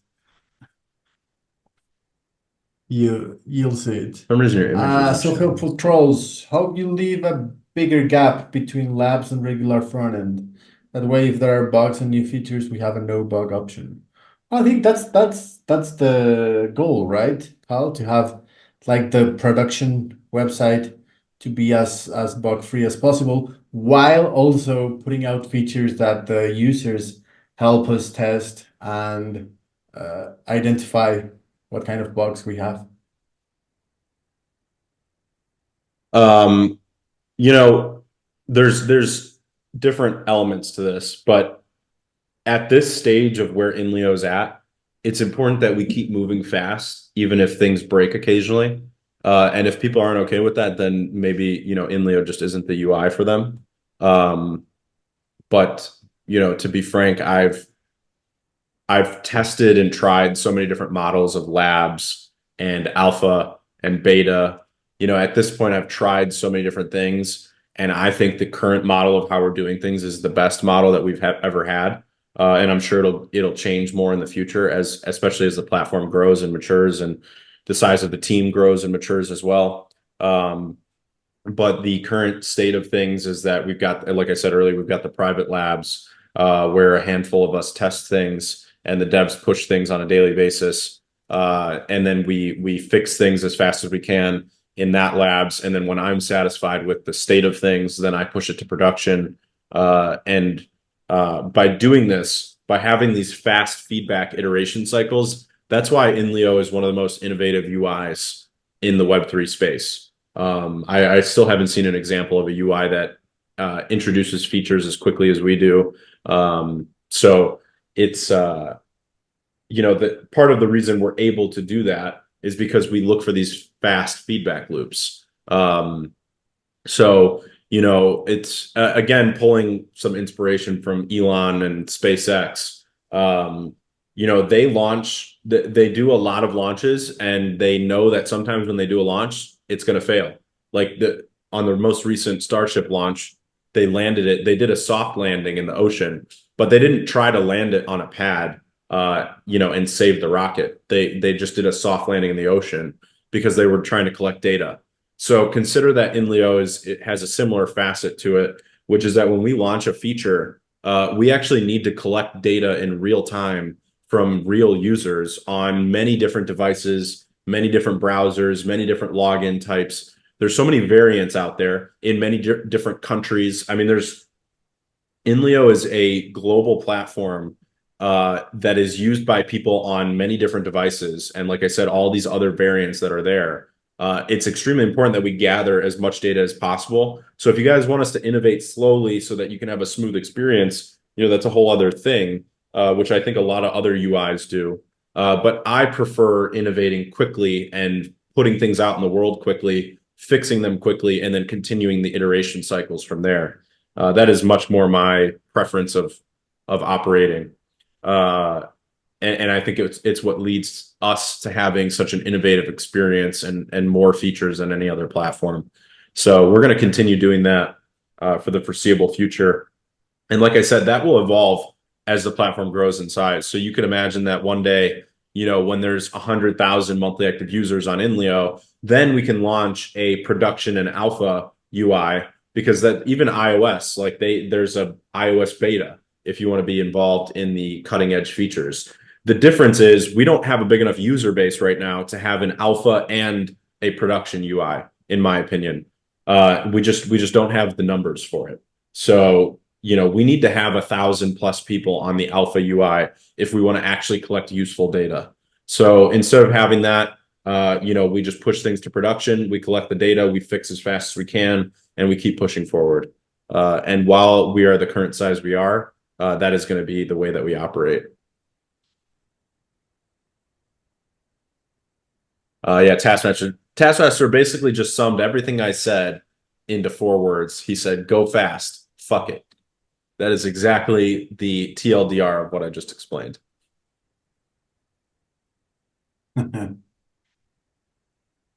Um, Sweet. But yeah, I think we're pretty much, I just wanted to catch us up on all the questions, and then we're coming up on almost 2 hours here. So, Yeah, I don't think I see more questions. Tass said, how important is it to get data in other languages or from other areas in feeding LeoAi? Well, consider that LeoAi can really translate everything. I mean, it's trained in very much the same way and literally on the same data sets as like ChatGPT 4.0. So, data is all that matters. It doesn't really matter what that data is. It just absorbs it all and adds it to the vector space. So, more data is better data. Honestly, it's just that's the way it is when it comes to AI. So, I put out a thread about this recently as well, that I think one of the things that is not priced into the Leo token is the fact that we're building this platform within Leo and threads that is building a massive database that can be used for AI training now and in the future. So like a lot of people talk about how Elon acquired X or Twitter, and one of the main value propositions was that he acquired this massive database of information. So consider that we are not acquiring a massive database of information for AI training, but we're actually building that from the ground up. And every time you guys make a thread, that's data that can be used to train AI.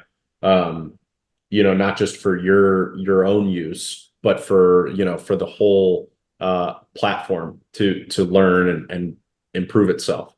So it's a whole other value proposition layer to the Leo token economy.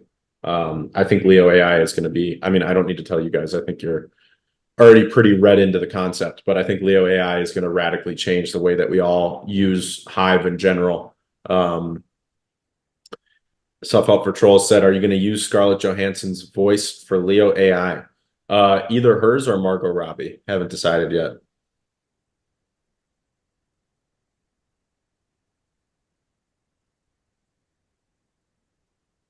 Taskmaster, will Leo AI be able to train on Leo shorts? Yeah, I actually talked about that earlier, that it will take the transcripts and learn from them. And then one of the things it's going to do is have a For You feed for shorts. And it will be able to feed you videos that it thinks you'll like based on the transcripts. So like, for example, if Leo AI recognizes that Taskmaster tends to interact mostly with hashtag technology content and keywords related to technology, Tesla, etc.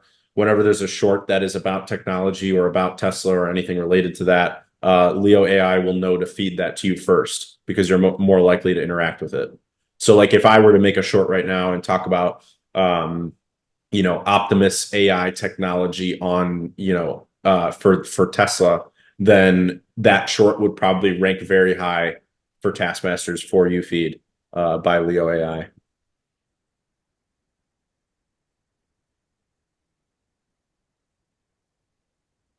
But yeah, I think we're caught up on questions. I saw Eric just posted a chart of Bitcoin. So Eric, you want to walk us through what you're looking at there, and then we can close this out with a minute or two of market talk.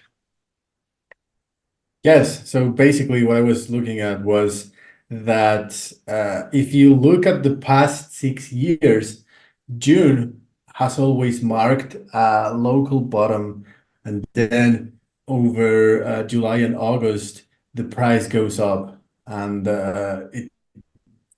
if you look at 2021 and 2018, it marked well, 2021, it's actually well, 2020 also as well. I don't know. Well, just look at the patterns there, and if June behaves the same way that it has been behaving over the past 6 years, then it means that this is actually the bottom of the chart for 2024. So we'll see. 2020, wow, it looks amazing how it stayed so flat in June, and then it went up a little bit, and then around, what is it, like November, it went stupidly up. So yeah,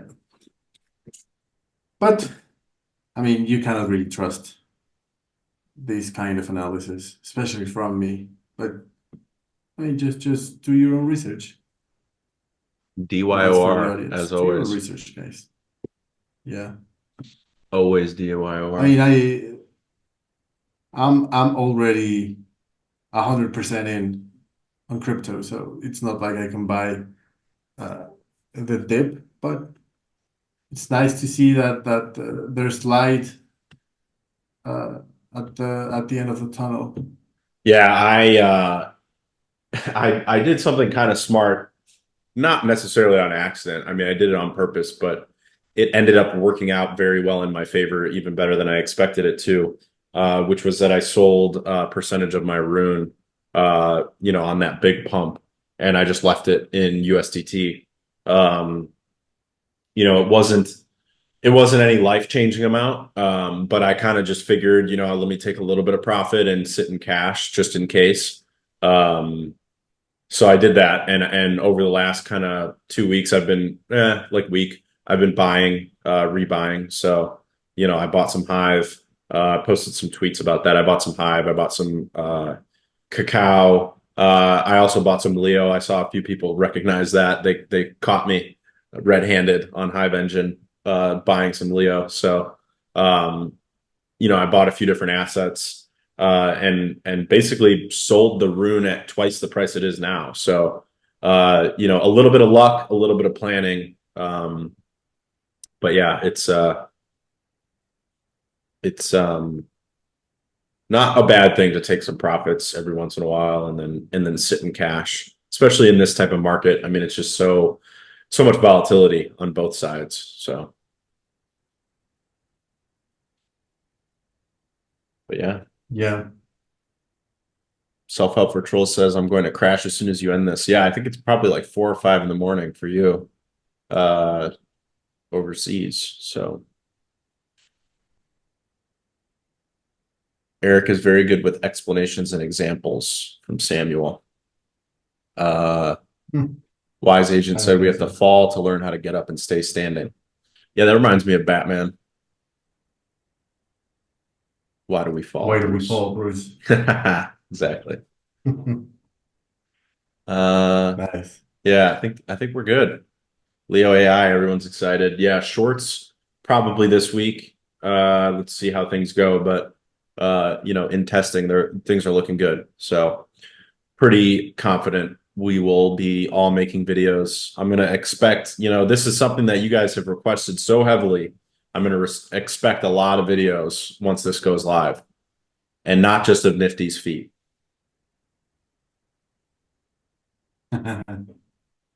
Sweet. So we got Chain Chatter tomorrow. I think Vaultec is confirmed. We're going to be talking about VSC. I'll be posting the X space so that you guys can set a reminder. I'll probably post that in the next hour or two.